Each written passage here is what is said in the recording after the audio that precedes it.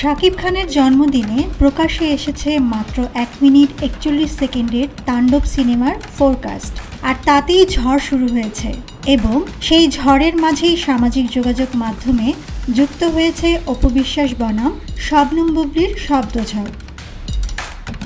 সম্প্রতি শাকিব খানের সঙ্গে তার বড় ছেলে আব্রাহাম খান জয়ের খুনসুটির ছবি পোস্ট করেছেন অপু বিশ্বাস, যেখানে দেখা যাচ্ছে বাবার পাশে নিশ্চিন্তে ঘুমাচ্ছে আব্রাহাম খান জয়। গায়ে চাদর ঢাকা দিয়ে নিশ্চিন্তে ঘুমোচ্ছে বাবা ছেলে, আর সুযোগ বুঝে ছবি তুলছেন অপু।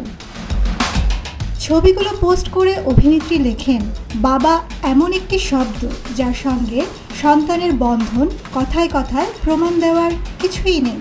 তাও বাবা ছেলের প্রতিদিনের এই খুনসুটি আর মমত্ববোধ চলতেই থাকবে, আর মুহূর্তগুলো ফ্রেমে আটকে থাকবে।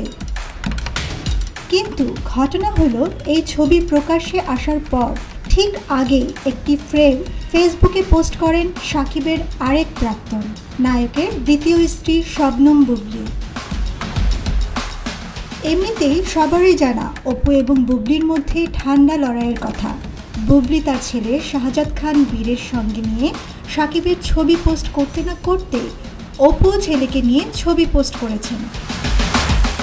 দুই প্রাক্তনীর ফেসবুক ওয়ালে একই ধরনের ছবি দেখে দর্শকের একাংশের আশঙ্কিত, এই ছবি কি নতুন কোনো লড়াইয়ের ইঙ্গিত নাকি নিছকই কাকতালীয়? টুম্পা খান, ভিউজ বাংলাদেশ।